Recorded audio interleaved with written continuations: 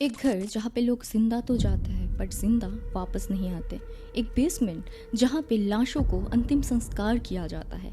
उस घर में, उस बेसमेंट में जब भी कोई भी जाता है वो नॉर्मल वापस बिल्कुल नहीं आता। आज जो कहानी तुम सुनने वाले हो वो सिर्फ और सिर्फ एक हॉरर स्टोरी नहीं है, बल्कि एक रियल घटना है। वीडियो को शुरू करने से पहले आपसे एक सवाल है, अगर कभी भी तुम ऐसे घर में शिफ्ट हो जाओ जो पहले से ही एक मॉर्चुरी रूम है, क्या तुम उस घर में एक रात भी रुकना पसंद करोगे? स्नीदिकर फैमिली ने 1986 में एक नए घर में शिफ्ट होने का फैसला किया। उनके बड़े बेटे फिलिप्स पहले से कैंसर का पेशेंट था, तो उनको हॉस्पिटल रोजाना ही जाना पड़ता था। उसी वजह से उनको हॉस्पिटल के सामने एक घर लेना पड़ा। जब उनको एक बड़ा, सस्ता और बहुत ही लग्जूरियस टाइप घर मिला, उन्होंने बड़े आसानी से बिना सोचे समझे उस घर को परचेस कर लिया। पर घर को परचेस करने से पहले शायद उनको थोड़ा जांच पड़ताल कर लेना चाहिए था। पता नहीं, जब हमें कुछ अच्छा भला या फिर बाहर से खूबसूरत देखने को चीज़ मिल जाए तो हम उसके पीछे पड़ जाते हैं, बिना सोचे समझे कि ये जो खूबसूरत चीज़ हम लोग देख रहे हैं, क्या सच में ये सिर्फ एक खूबसूरत चीज़ है या फिर इसके बिहाइंड द सीन कुछ अलग ही है। सच में उनको क्या पता था, ये घर बिल्कुल भी नॉर्मल नहीं है, बल्कि सच में एक डरावना और श्रापित घर है जिसको कोई भी लेना नहीं चाहता था। इसी वजह से उनको ये घर इतनी सस्ती रेट में मिल गया। जैसे ही इन लोगों ने इस घर में एंटर किया, उनके बड़े बेटे फिलिप्स घर के अंदर घुसते ही एक जगह पे जाके रुक गया। फिलिप्स से उनके मम्मी पापा और उसके भाई ने पूछा कि क्या हुआ, तो फिलिप्स ने आंसर में उनको बताया, मम्मी, इस घर में पहले से ही किसी की डेथ हो चुकी है। फिलिप्स की बातें सुन के उनके फैमिली मेंबर हंसने लगे, पर उनको एक बार सोचना चाहिए था कि फिलिप्स ने ऐसा क्यों बताया। पर उनके फैमिली मेंबर ने सोचा कि शायद फिलिप्स को कैंसर की इंजेक्शंस लगती है, मेडिसिन लगती है, तो शायद इसका मेंटल जो प्रॉब्लम है वो अनस्टेबल अभी हो चुका है। इसी वजह से फिलिप्स की इस बातों को मजाक में लिया और वहाँ पे कंट्रोवर्सी को ख़त्म कर दिया। चीज़ें पहले पहले बहुत ही ज़्यादा नॉर्मल लग रही थी उन लोगों को, बट उनको नहीं पता था कि नॉर्मल के अंदर की जो बात है वो उनको बाद में पता चलेगा।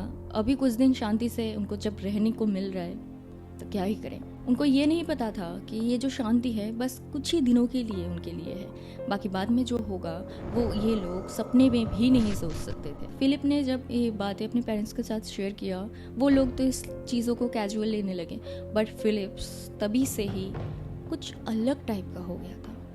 एंड वो हमेशा ही इस बात को सोचता था, अगर मैं जब इस घर में आया तो मुझे ऐसा क्यों फील हुआ कि इस घर में पहले से ही बहुत सारी मौतें हो चुकी है। पहले, जैसे कि मैंने आपको कहा था, पहले कुछ दिन इन लोगों के साथ कुछ भी नहीं हुआ, बट बाद में इस घर ने अपनी सच्चाई बता ही दी। एक दिन घर में फिलिप्स और उसके भाई खेल रहे थे, तो खेलते हुए वो लोग बेसमेंट की ओर चले गए। बेसमेंट की ओर जाने के बाद उन्होंने देखा बेसमेंट के अंदर एक हिडन रूम बनाया गया है।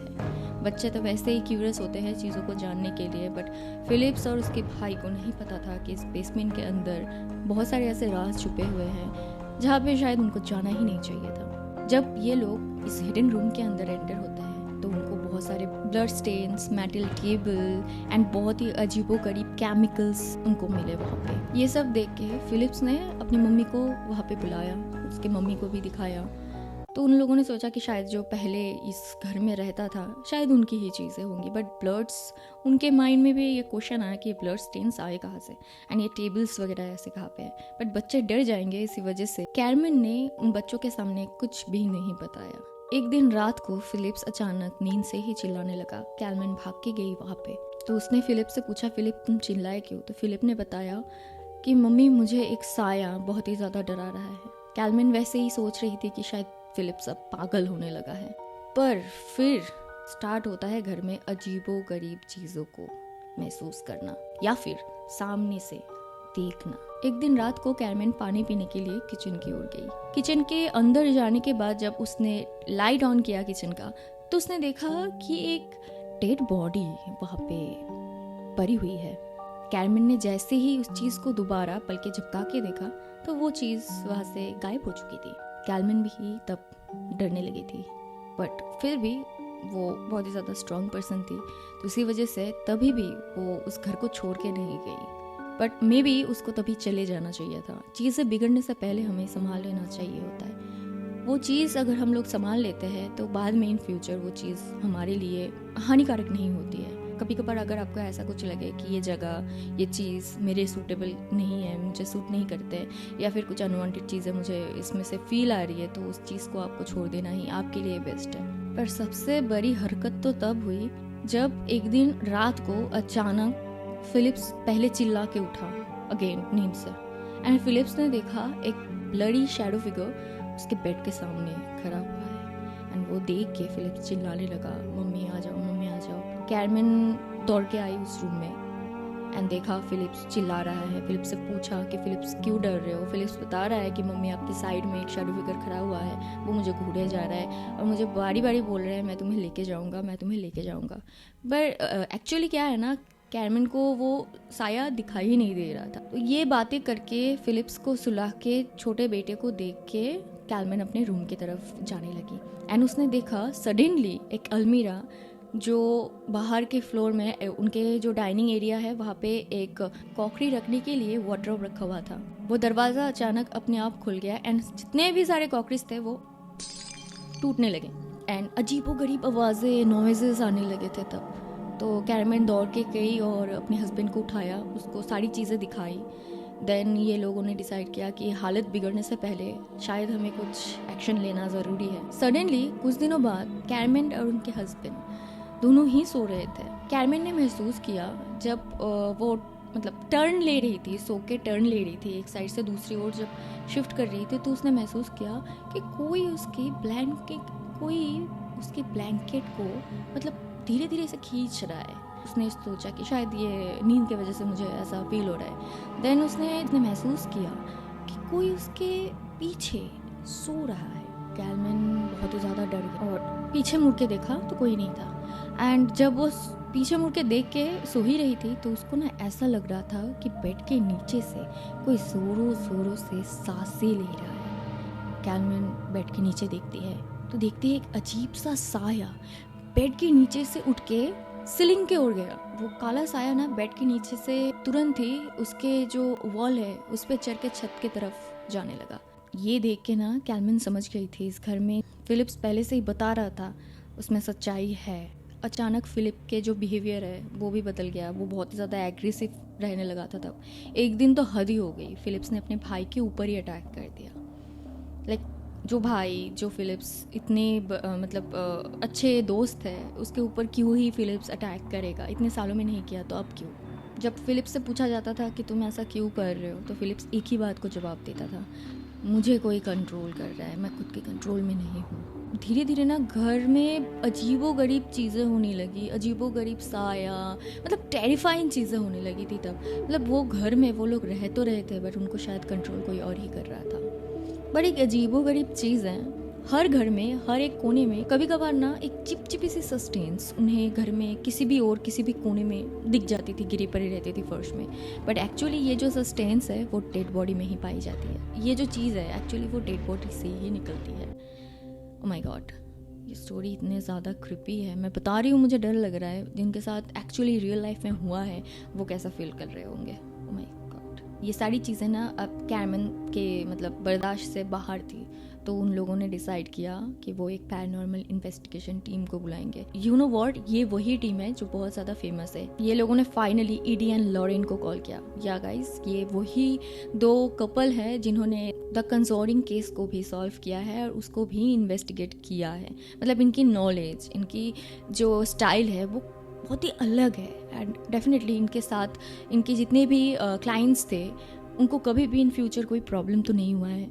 जब लॉरेन एंड ईडी यहाँ पे आए तो आने के बाद, घर में एंटर करने के बाद तुरंत ही उन्होंने एक बात कहा, ये घर सिर्फ एक हॉन्टेड हाउस नहीं है, इसमें बहुत सारी आत्माएं फंसी हुई है जो निकल भी नहीं पा रहे और यहाँ पे रहने वाले लोगों को हॉन्ट करे जा रहे।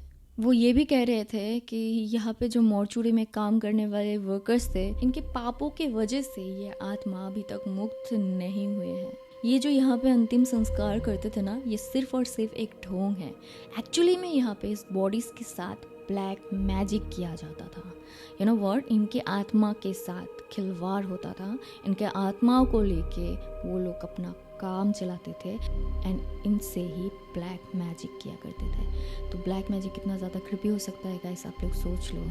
मरने से पहले भी ये सारी चीज़ें हमें नुकसान ही पहुंचाती है, और मरने के बाद तो ऐसे भी बहुत सारी आत्माएं हैं जो मुक्त ही नहीं हो पाते। लॉरेन ने बताया कि जिस घर में आत्माएं ऐसे बंद हो जाती है वहाँ पे सिर्फ और सिर्फ एक ही काम हो सकता है, एक्सॉर्सिज्म। जब ये लोगों ने एक्सॉर्सिज्म स्टार्ट किया तो घर में अजीबोगरीब आवाज़, चीखे, रोने की आवाज़, मानो कोई सिफारिश कर रहा हो कि प्लीज़ हमें छोड़ दो, हमें जाने दो, ऐसा कुछ। मतलब अजीबोगरीब चीज़ें होने लगी, चीज़ें टूटने लगी, हवा जलने लगी, एंड सडनली जोड़ों की फ्लश लाइट आई और सब कुछ शांत हो गया। मतलब मानो वहाँ पे कुछ हुआ ही ना हो। सिकदार फैमिली कुछ ही महीनों तक उस घर में थे, देन उन्होंने इस घर को शिफ्ट कर दिया। आज भी ये घर ऐसे ही हॉन्टेड पड़ा हुआ है, क्योंकि इस घर में जो भी जाता है वो आत्माएं उनको परेशान ज़रूर करती है। ये आत्माएं सिर्फ कुछ ही दिनों के लिए सिकदार फैमिली को छोड़ के गया था, ना कि इस घर को छोड़ के। ये कहानी सिर्फ और सिर्फ एक हॉरर मूवी का सीन नहीं है गाइस, ये एक डॉक्यूमेंटेड रियल लाइफ केस है। पैरानॉर्मल टीम ने यहाँ पे जो देखा, सुना, महसूस किया, वो एक वर्ड में बयान करना तो इम्पॉसिबल है। लेकिन एक सवाल है आप लोगों के लिए, अगर तुम लोग ऐसे एक घर में जाओ जहाँ पहले से एक मॉर्चरी रूम है या फिर था, तो क्या तुम उस घर को बाइक करोगे, उस घर में रहोगे, या फिर उस घर को छोड़ के वहीं से ही भाग जाओगे? सो इस सवाल का आंसर मुझे कमेंट में ज़रूर देना। और डेफिनेटली अगर तुम्हारे पास भी ऐसे हॉरर, रियल, क्रीपी स्टोरीज़ हैं जो तुम्हारे साथ हो चुकी है पर दुनिया को नहीं मालूम, तो तुम मेरे साथ कांटेक्ट कर सकते हो नीचे दिए गए इस व्हाट्सअप नंबर पे या फिर इस ईमेल एड्रेस पे। ऐसी हॉरर स्टोरीज़ मैं आप लोगों को सुनाती हूँ जिसमें मैं रियल लाइफ इंसिडेंट्स को शेयर करती हूँ। स्टोरी आपकी होगी, वॉइस मेरी होगी। एंड यहाँ तक आ ही गए हो तो इस वीडियो को ज़रूर लाइक कर देना, चैनल को सब्सक्राइब कर देना, और हाँ, अपना ओपिनियन, जो क्वेश्चन मैंने आप लोगों से पूछा है उसका आंसर भी कमेंट में ज़रूर बता देना। ऐसे वीडियोस, ऐसे हॉरर स्टोरीज़ जिसको सुनना पसंद है वो डेफिनेटली मेरे इस प्लेलिस्ट को देख सकते हो। इस प्लेलिस्ट को ज़रूर देखना। होप कि आज की स्टोरी आपको पसंद आई है, तो डेफिनेटली अपना स्टोरी भी मेरे साथ शेयर ज़रूर करना। ऐसी और इंटरेस्टिंग हॉरर स्टोरी लेके मैं ज़रूर लौटूंगी एक नए वीडियो में। तब तक के लिए देखते रहो अनामिका डार्क टेल्स।